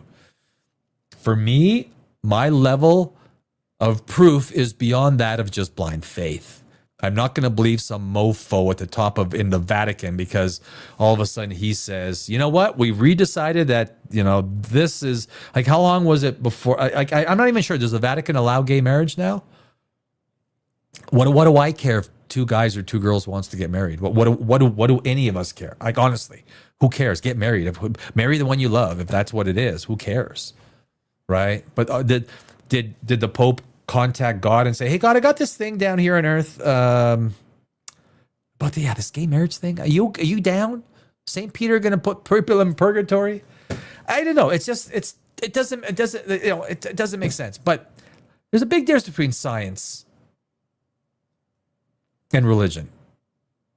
And keep your religion and let science keep their science. Let's just, we're all good. Shatner continued by saying, we see AI changing. We're on the verge of such change. Even I, probably older than 7 of you, will see that change that AI is going to bring. 2026 is going to be a massive. I am literally focusing on AI, the job market, and I was a market maker on NASDAQ and NYSE for many years, economic analyst. The change that is happening in the job market is going to accelerate into 2026. And I have some ideas for people that can augment their skill set to try and be successful in an AI dominated market that is only going to, we don't know how it's going to change society, AI. We don't, guys. None of us really know. I'm doing the interview with Tucker Carlson and Sam Altman next week. It's kind of funny. I do like Tucker Carlson. I do like Sam Altman. Together they make mud. That's the way.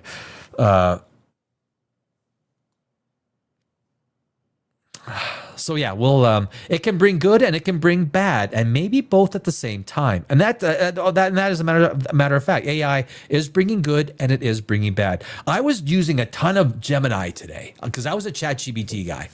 I used DALL-E 4 and ChatGPT 5, but Gemini, I am a Gemini guy. After 2 or 3 weeks after using Gemini 3.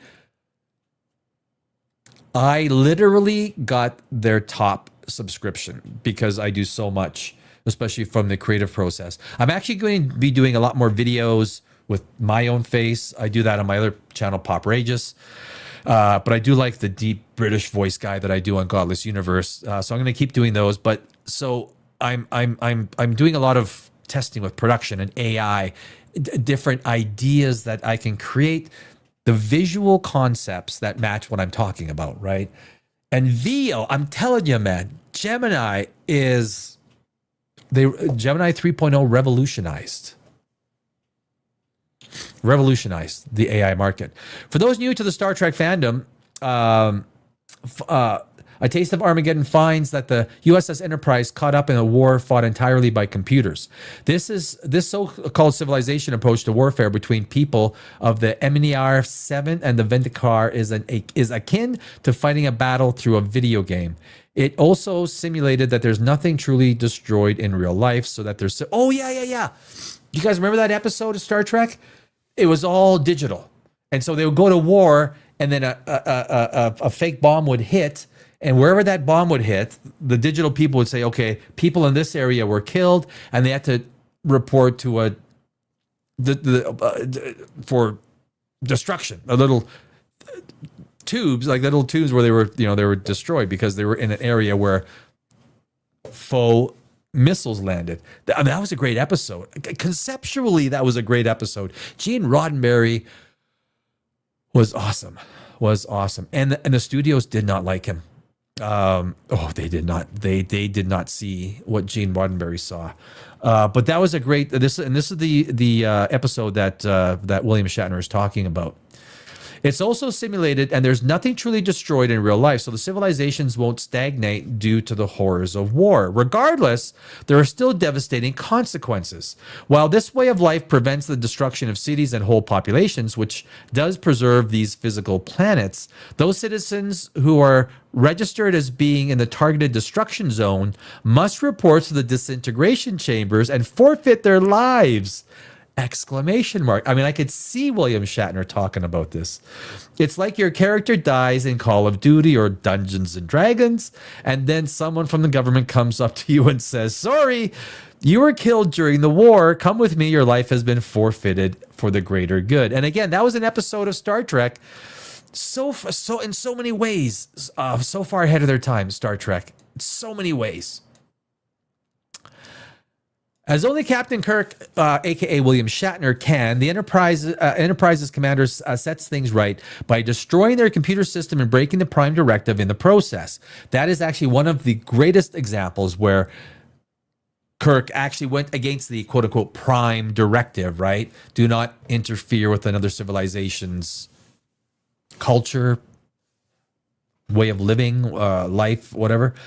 Kirk has forced MER 7 and Vendikar to once again face full-blown war in the hopes that the terror of wiping out their collective societies will entice both worlds to seek out a peace treaty, which will eliminate any and all future deaths. You would think that if you're like virtually wiping people out, you could actually sit down at a table and say, okay, let's stop killing each other. But this was a fantastic Star Trek episode, right? When they were virtually killing each other and people had to report to the disintegration chambers. One of the clear examples where Captain Kirk had to go against the Prime Directive. Kirk once again breaks Starfleet's rules, but the episode ends on a helpful note. So do you see the future of society succumbing to AI in more of a Taste of Armageddon way, or more in a James Cameron Terminator type of scenario? Both, neither. I feel confident speaking on behalf of all the Trekkies by saying these stories are extremely entertaining viewpoints of the state of AI. But the thought of either actually taking hold in real life is beyond terrifying. I think, and I've stated this a few times, what I think, and there's a lot of AI scientists, and I heard it from one of them. I absolutely agree. So AI, that never has there been a case where less intelligent life has dominated more intelligent life. It's not, because more intelligent life always finds a way to dominate the less. Our only way of fully maximizing and ensuring our survival going forward is as simple as integrating with the AI. Integrating means combining chips, inorganic chipsets, with our brains, which are organic chips, right? Organic processing of information. So you have inorganic processing computer chips with organic. Once it becomes seamless and the signals that are sent by each to each other is seamless, you will have chipping, right? You will have superhumans. You will have a case where people are merged with AI. And I say this, I did a video on will AI turn us into Borg? And I did this video about almost a year ago, 9 months ago. And back then, it was still like last year, like around this time, it still wasn't a situation where anyone would suggest or think that we were going to turn into some sort of a Borg society. Now I think that is going to be a matter of fact. I think people that will do merge themselves with AI, and these chipsets are probably going to be expensive. People that have a lot of money are going to be able to enhance their brain activity, maybe even their cellular activity, their biological activity with these chips that are integrated with the organic processing of information. Inorganic AI merged with, and it becomes, this makes utter and total sense to me, because if we don't, I think we do have a Terminator situation, although it would take decades, maybe even centuries, before AI is able to create robots with the dexterity. I mean, the human hands are pretty amazing. To create the dexterity to be able to build, manufacture, and process. It makes you also ask the question,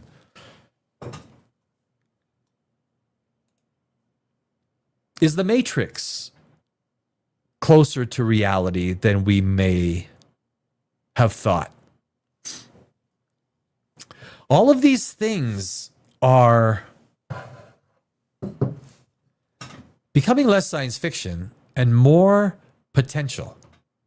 They're not out of the realm of possibility. Although you cannot take a human body and you cannot create more energy than you put in, right? You're breaking the law of entropy. So the idea of a human body being a generator, I guess if you are taking organic material, growing it, feeding it, I mean, I guess there is a way. I mean, so the input of energy, so the output of energy is more than your input. I mean, it breaks the law of physics, right? Unless there's something that I'm missing. Oh, wait, a lot of comments. Let me take a look at the comments here. Oh, jeez. Oh. We will be okay. Breezy, we will be okay. What's the future looking like, man? Be honest with me. Is it promising? Look, the biggest problem we have is our political system. I mean, honestly, I think most people would agree. If you take a look at the manufactured reality, Charlie Kirk, even the attempted assassination of Trump. Why? Okay, if I was the president and someone tried to kill me, why was his body destroyed? The top of that roof was absolutely sprayed down by that special department that comes and eradicates all, cleans everything. It's like the guys from John Wick, the cleanup people, one coin per body. It's like that's who they called. There's nothing that exists of this person. It's like 9/11. How could you take everything, all the plane parts from 9/11 and destroy them? Utterly destroy them within 1 or 2 weeks after. Like, what? Like, you don't think that was evidence? You don't think none of that was evidence? All of this is manufactured reality. And it's the government, it's the political system, it's politics, it's the two-party dictatorship. Science is the superpower. Science is the thing that saves us. Science is the means by which the average person can probably gain a better existence. But it is the way that our system and the powers that be, the political side, they might talk a good story about, well, yeah, voters need this, voters need that. No, they don't give a damn. They care about their government pensions. They care about the power and all these things. It is seductive. Power is seductive. I don't know if no one knows if we'll be okay. Like, you have to kind of, like, from a purely optimistic perspective, you have to say we are going to be okay. Like, look, I am literally drinking out of it's 3 weeks till Christmas, so you gotta at least feel good. I don't know. I think we're heading into a very uncertain time just from the economics of it, right? Think of how many people are being laid off right now from AI. There's a lot of people having a shitty Christmas, right? And you might be one of those people. I've had a horrible 2 years leaving after 20 years in Los Angeles. I got my ass out. Finally, it took a long time to get out. I had to sell everything, yada yada yada, and I'm still digging out of the crap, right? I'm digging out, like a lot of people are. I think a lot of times we need to accept the hand up. We need to help people. When you go through Los Angeles, when you live in Los Angeles, seeing people living in cars, when you see families living in cars, it's normal. It's normal. You don't bat an eye. I never did. No one did. There's entire streets because overnight there you can park overnight. There's trucks. There's old, almost decaying motorhomes on the side of the streets. There's families that live in there. I don't know what the answer is. Well, nobody knows what the answer is, obviously, but the government does not track. Those people fall off. So I worked on Wall Street for a lot of years. The data does not track these people. They are off the grid. So the unemployment numbers, these people are not counted. So when the government says 4.2 unemployment, fuck off. If you took the real unemployment rate would probably be 13 to 14, 15%. Easily. Probably higher because it also does not count the gig economy. So the gig economy is outside the unemployment numbers. When they give the unemployment numbers, the Bureau of Labor Statistics. When I worked on Wall Street, me and my market maker buddies, we never believed the numbers. Like when the numbers came out, we just freaking laughed. And you laugh harder today. Like, really, you want us to believe that? You see the mayhem that's going on in China. Entire streets in Shanghai wiped out. That used to be prime shopping areas. Just like the 3rd Street Promenade in Los Angeles, which is wiped out, gone. Melrose, gone, wiped out. 3rd Street, gone, wiped out. Los Angeles Street, which used to be full of robust little businesses, an entire mile of boarded up. Everything is boarded up. Everything. I wish I would have took video before I got out of there. So I don't know. I don't know if things are. We'll have to see. 2026 is going to be a tough year for a lot of people. It is a time for. You have to look after yourself, but I guess if you got family or friends, look out for friends and family. I don't know. And that's why on Godless Universe, I'm going to be doing every week stuff with AI. Start using Gemini. Start using AI. It's free. Don't search on Google. Do all of your searches on Gemini. Start to understand AI. Understanding AI will allow you to understand your place within your industry. It might give you idea. Even ask AI. AI will tell you the answer. It scours the internet. It is so good. So use AI as a weapon for information and intelligence. I don't ask anything for Google anymore, google.com. I used to go to ChatGPT, DALL-E, which is also, but now it's Gemini version 3. Use it. Every query you want when you want to know anything about the world, punch it into Gemini. Start to understand AI. You might begin to understand that maybe what some of the stuff that you know that you can implement the AI and maybe create a side gig for yourself. That shit's powerful. But you have to understand AI. You can't stand there just like when the internet came out and say, "Oh, it's not going to change anything." It's going to change everything, right? It's going to change everything. Will Manister, you will not smell my hair. Do you want my fuck? How are you, buddy? Are you crazy? Will? Yeah, there you go. The Forbin Project. The Forbin Project. Oh, geez. Here we go. We're going down a rabbit hole. Oh. Yeah. Oh, jeez.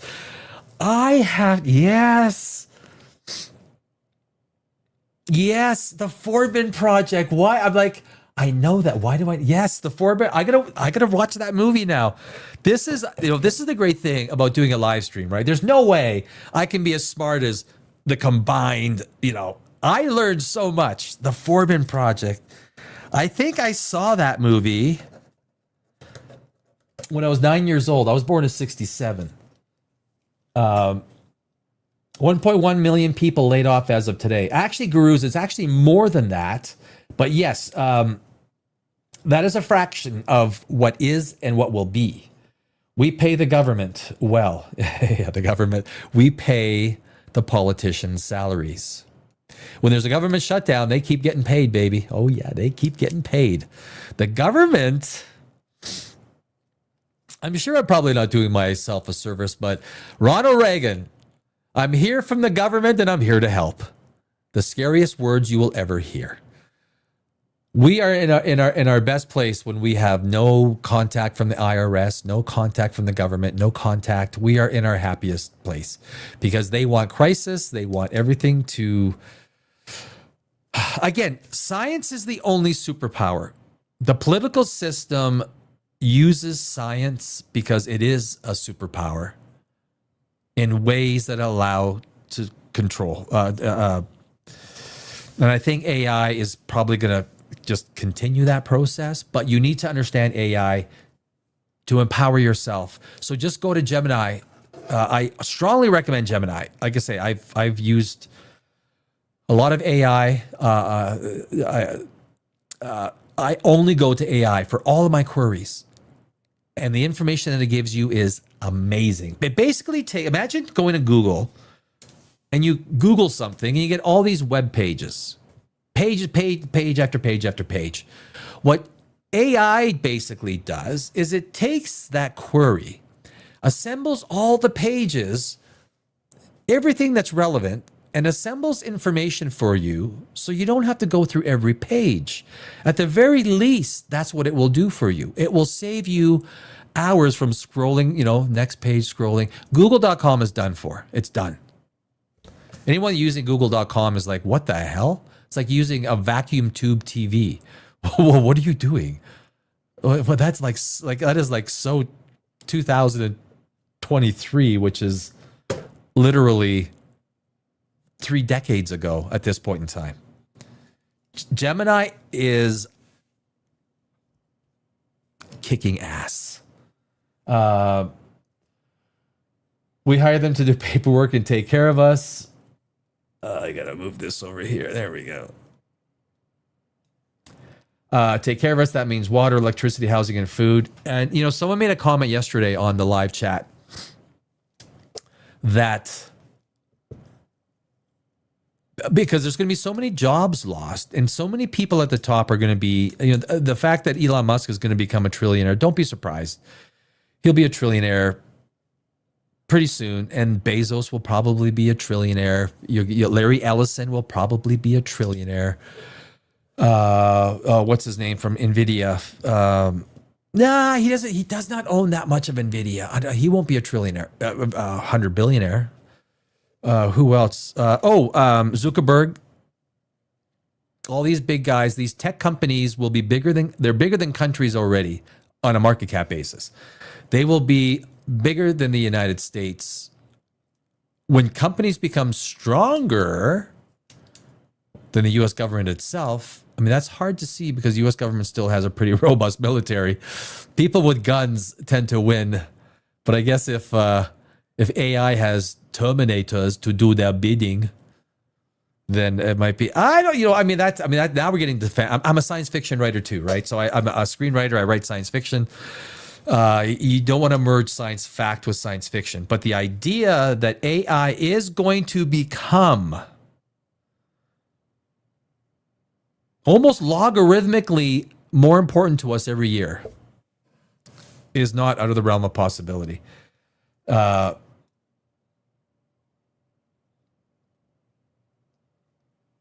Sci-fi foretold the potential of AI doom in Dune. Yes, remember the Bolitarian jihad? Yep. I'm looking forward to Dune 3. Oh, I love Denis Villeneuve's work as, for so many years as a screenwriter in Hollywood. Everything that Denis Villeneuve does, he is a director that captures the frame magnificently. Sci-fi knows what happens when we become too dependent on any one technology. I use Gemini on the. Yeah, you damn right, gurus. Good job. Yeah, you got to use Gemini. I'm telling you, Gemini is within 3 weeks. 4 weeks ago, Google was not in the race. Google was not in the AI race. Today, it is two generations ahead of everybody. AI will be used by the Antichrist to show the beast image. I am the Antichrist. I mean, maybe, I don't know. Reigning and reigns. AI will be used by the Antichrist to show the beast image. AI can easily create the beast image. Just put the prompts in. You want it? You got it. Even then, it hands off. To AI. As an AI gets the answers from AI.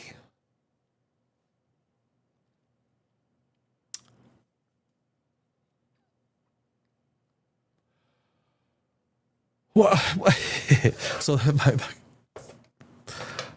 this is my first Friday night broadcast. I usually don't do Friday nights, so I thought, you know what, I'll start the godless happy hour. Thank God it's Friday. The irony of it all. The irony of the name. Thank God it's Friday. I mean, I'm not scared of thanking God as an agnostic. I mean, I'm not. What was I gonna? Wait, if someone religious gives you prayers, you should never take it the wrong way. They mean it as a compliment, so you take it as a compliment. It's kind of like wishing you well. I never begrudge. Someone says, prayers to. I obviously don't send. If someone needs help or in the hospital, I don't send prayers. Maybe I send wishes, or which is the same thing. But I don't know. Guys, Netflix is buying science to media. I worked on. I was a. Oh, where we get? Let's get that right to the. Okay, yeah. So Netflix. Now I talked about this. I worked at Wall Street for many years. I was a market maker on Nasdaq and NYSE through Arca, Instinet, and Island. Those are the ECNs. I'm not even sure if those ECNs are still. If that's the way it is, still on. I'm sure things have changed. But being an economic analyst, I also was analyzing tech companies and media. My feeling now, the fact that now Warner Brothers being purchased by Netflix is a big deal because you're dealing with media and media impacts what we think. That is why the Ellisons are getting deep into, that's why they bought Paramount, and that's why the Ellisons wanted Warner Brothers. Warner Brothers has got some serious properties. I think anyone in the business would prefer to see Warner Brothers stand alone. Now, Netflix, the Trump administration was heavy. Let's go through. This is CNBC. And the financial markets, people ask, well, why would Netflix put in a $5 billion breakup fee if the deal wouldn't go through? What Netflix is going to do is when it goes to the Department of Justice, they're going to identify certain issues that they have for the merger. And they don't want Discovery. They don't want CNN. They don't want the broadcasting stuff. No problem. We'll get rid of that. Unless Warner actually sells it before the merger. But I think right now the merger includes. So that's fine. It's kind of like when Microsoft bought EA. Okay, so you're having a problem with this, we'll get rid of it. They strip it out. Then they'll say, well, we got a problem with you and whatever the issue is. Then they'll just take that out of the deal. We're going to sell it, or else we will partition it. And of course, every time a company says we're going to partition this, it never works. It's partitioned for like 2-3 years, and it's brought into the fold, right? It's never. So I think that's why, because Netflix is not going to put up a $5 billion breakup fee. They obviously see the possibility for this to work, right? Netflix plans to acquire Warner Brothers studio and streaming service. HBO Max, to me, has always been the best streamer, always. Senator Elizabeth Warren, Democrat of Massachusetts, says this deal looks like an anti-monopoly nightmare. It does. It does. Do you know the properties Warner Brother has? Warner Brothers is a monster when it comes to its properties that it has control over or that it outright owns. Paramount Skydance has made multiple bids. Now, what's his name? Ellison. He's got a point that his deals were basically shoved to the side, and they were because I think the insiders of Warner Brothers, David Zaslav, is getting a pretty good deal. A pretty good deal from Netflix. Zaslav loves being in Hollywood. He's a Hollywood guy. He loves it.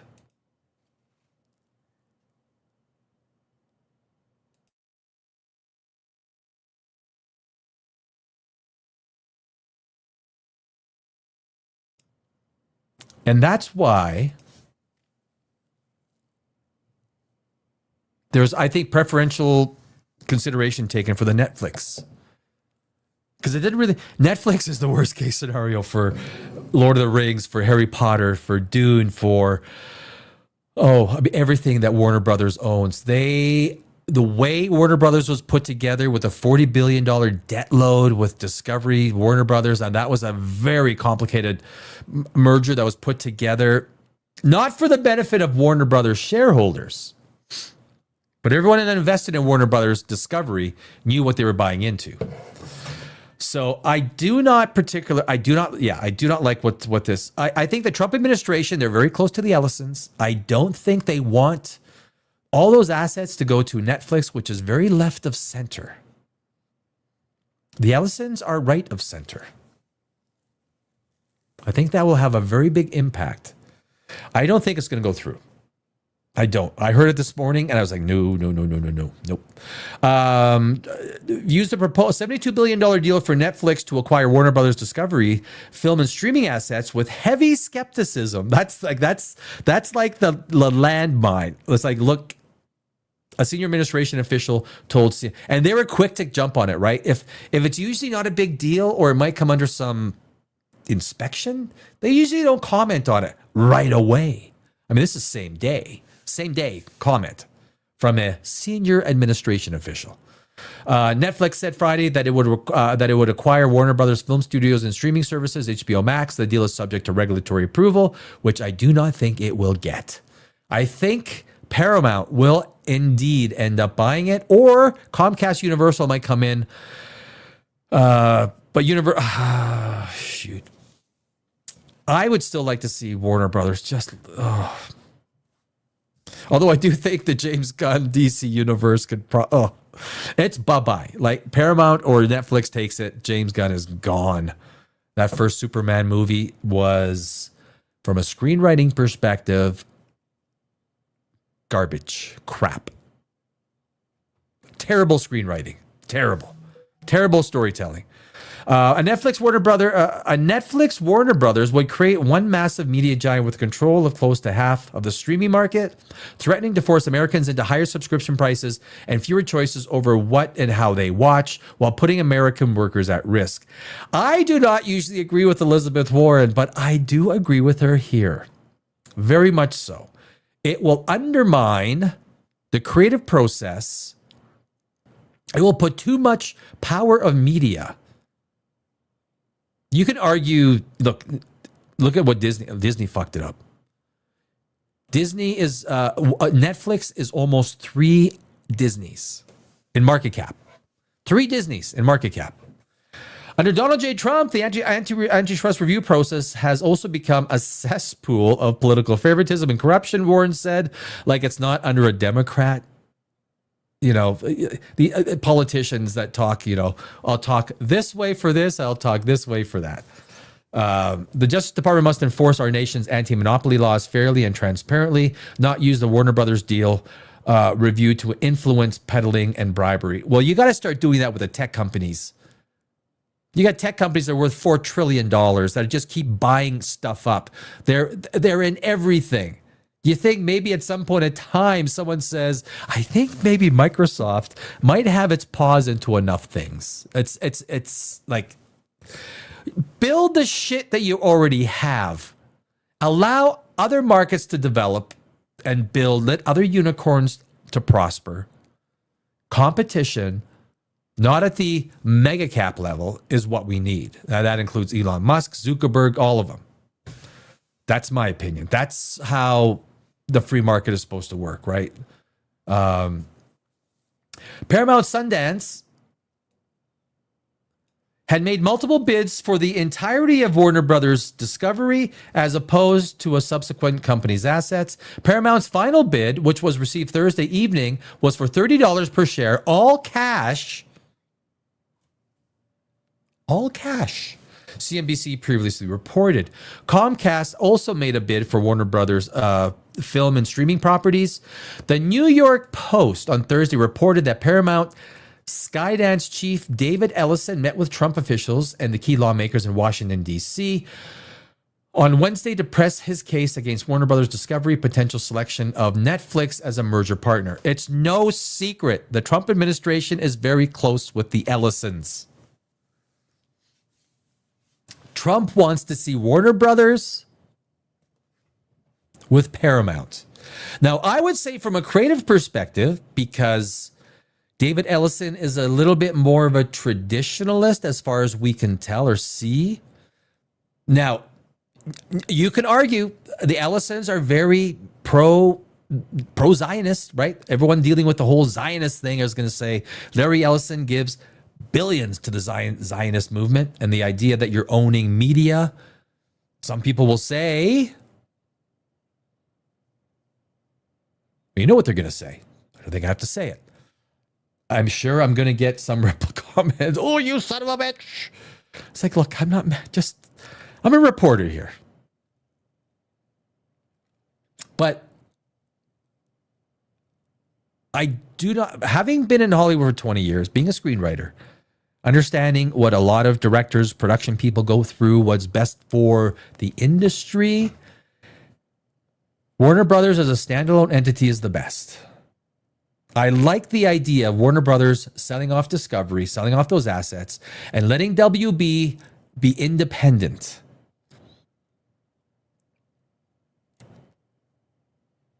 On Thursday, the Wall Street Journal reported that Paramount, in a letter to lawyers for WBD, had warned that a sale to Netflix likely would never close because of regulatory challenges in the United States and overseas. I said that day, like I wake up I usually be at 1, 2 in the morning, and I go to the gym at 3 a.m. So I saw this early in the morning. I was like, what? So I was in the gym. I was thinking about this. And I was like, and when I got back from the gym, it was confirmed that, yeah, that the Netflix deal was, they're going to try and close it. I said, there's no way. There's no way they're going to close that thing. Now, you can look at David Zaslav and say that was genius because it doesn't close. Warner Brothers gets $5 billion cash. Acquiring Warner's streaming and studio assets will entrench and extend Netflix's global dominance in a matter not allowed by domestic or foreign competition laws, Paramount's lawyers wrote, and they are absolutely on the money. I am scared for Netflix to purchase Warner Brothers assets because Warner Brothers assets are so powerful. They will be diluted. They will be the entire cinema experience, because Netflix, it is in their interest to further dilute the cinema experience. Now, look, if cinema can't stand on its own, naturally, as its own market, then cinema's got to go. Right? It's got to go. I mean, you just can't artificially allow something to exist. But I think the industry still needs time to understand what streaming, because they fucked themselves up getting all DEI, changing storytelling. Look, great storytelling. You take a look at we just did the Underworld series this week on Godless Universe all week. The casting is absolutely fantastic. It was pre-DEI, but the casting was great. Actors were put in the best roles. And it was a mix of people. Just allow people to be people, right? Allow people to be people. Don't start discerning between melanin or culture. Just allow, right? I think that is almost what even a lot of black actors will say, well, we can't even play villains anymore because the powers that be, the DEI powers, don't want to show black culture as being villainous. And so, and they make a good point. They make a very good point. Discovery Global would include CNN, TNT Sports, and Discovery channels. I mean, it's okay. CNN, whatever. Take CNN. I mean, no one wants it, but TNT Sports, the Discovery channels do have. A Securities Exchange Commission filing shows that Netflix agreed to pay a $5.8 billion 5.8. Why did I think it was 5.0? $5.8 billion reserve breakup fee if the deal does not receive approval. I mean, okay. Zaslav is looking pretty good there. That's a big freaking breakup fee. CNBC requested comment from Netflix, Warner Brothers, Paramount, and Comcast. Probably didn't get it. Trump, even before taking office for his first term in the White House, opposed a deal by AT&T to buy Time Warner, saying it's too much concentration of power in the hands of too few. I will say that Trump does tend to, if you are friends with the administration, you tend to, I mean, that you can say that about every politics, right? You can say, let me take that back. That's just politicians. That's just, right. That's just all they're kind of do the same thing, right? The Department of Justice lost that lawsuit and the merger was closed in June 2018. It doesn't mean, look, companies are becoming too powerful. The concentration of power is insane. If you go back and you're any sort of a student of history based on monopolies, the definition of a monopoly is old and doesn't fit current day. It deals with monopolies and the raising prices. That is not what monopolies do today.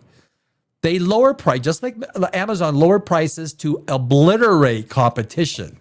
Obliterate. Amazon destroyed entire industries from 2012 to even to today, right? The definition of monopoly has to be changed. Before the 2024 presidential election, Trump opposed the then proposed sale of U.S. Steel to Nippon Steel of Japan. I'm very familiar with that. But after re-entering the White House in January, Trump in June signed an executive order approving the merger after the company signed a national security agreement with the U.S. government. There was a lot of things associated with that deal. And CNBC, because they are left-leaning, does tend to miss a lot of information. As long as U.S. Steel, as well, I see, is maintained as a subsidiary and not a division. That was, to me, a subsidiary reports financials separately from the mother company. A division of merges their financials. I always said make U.S. Steel a subsidiary and not a division.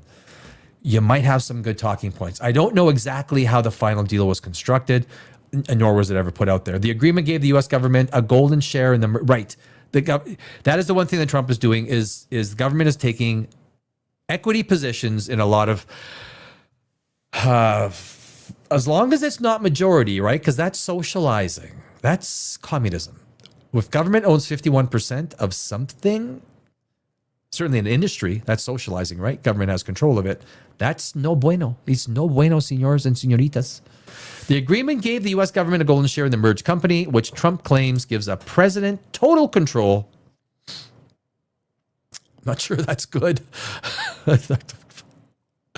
Experts said the shares gives the outsized say in the corporate governance. Correction, a senior administration official said the Trump administration views the deal with heavy skepticism. A previous version mischaracterized the official. Okay. And Comcast is the parent company of NBC Universal, which owns CNBC. So the financial reporters on CNBC, like David Faber, he's the media reporter. He's good, right? He does not. David Faber is good. This was written by Dan Magnan. He's with, he's not. So, but anyway, that is, excuse me, that is kind of, Melissa Linville. Hi. Thanking God is right up there with thoughts and prayers, but hey, I'll take whatever good vibes you want to give me. Gurus, hey, there's no argument with God. If you like God, you accept God, keep him. Because I don't does not mean we can't be good friends. Right? It does not mean anything that we cannot be good friends. People disagree on a lot of things and they're good friends. Very good friend. No one agrees on everything.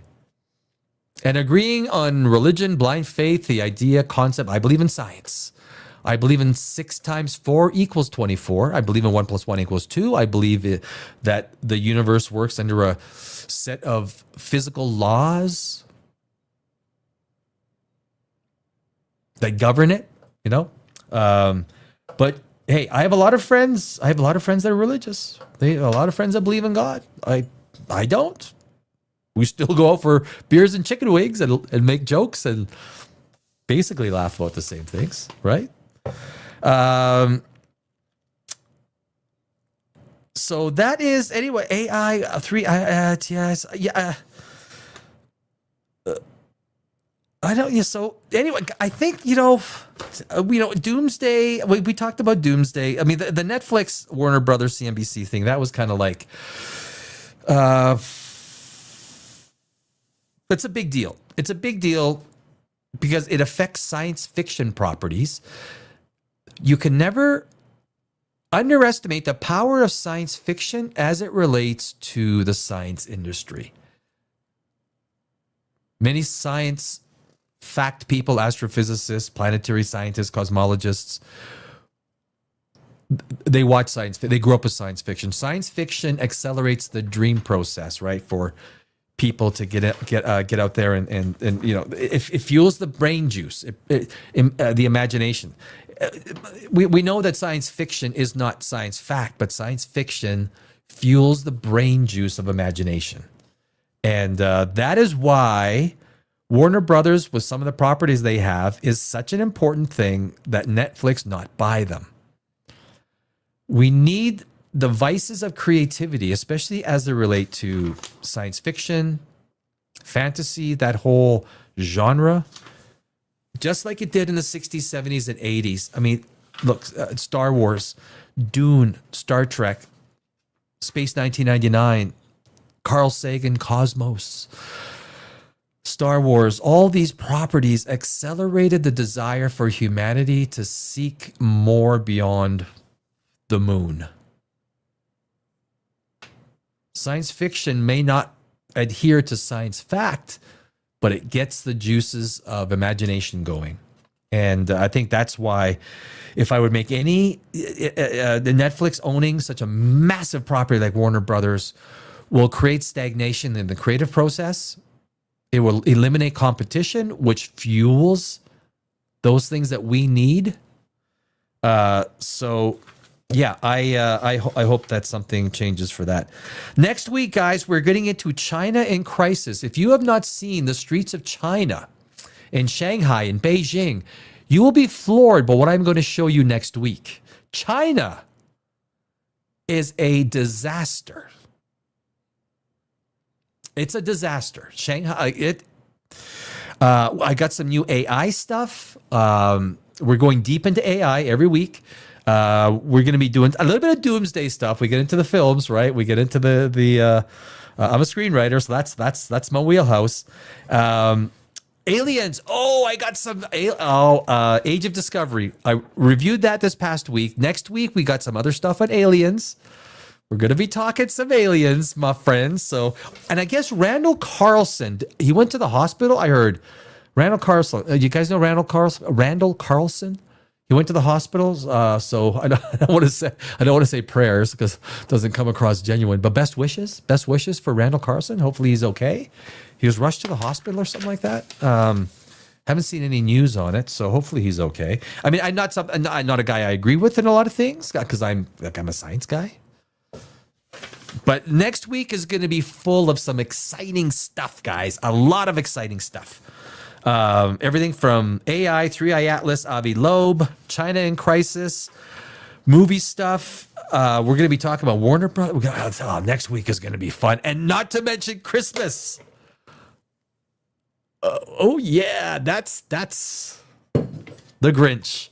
Guys, I thank you for this was our first edition of Godless Godless Happy Hour. Thank God it's Friday. I'll probably do more of these because it's a little bit more relaxed than I usually do. It's low stress, a little bit of fun. Please come back and join me. I love the fact that everyone was there in the chat. Thank you for all the comments. Thank you for being you. And I will see you tomorrow night, my other channel, Pop Rages. Tomorrow night, I am live, and I just talk movies, and I just talk pop culture and all that kind of stuff. So if I don't see you tomorrow, I will see you on Monday, 7 o'clock Eastern, 4 o'clock Pacific on a godless universe. Cheers. Have a great weekend, guys.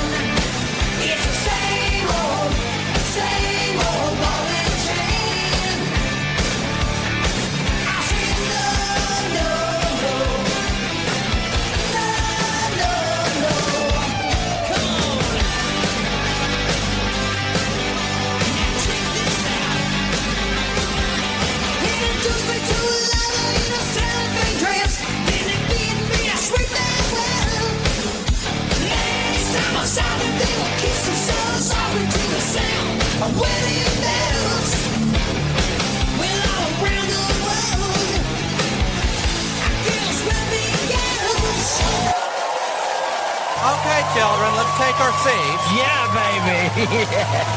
We'll do it live. Yeah.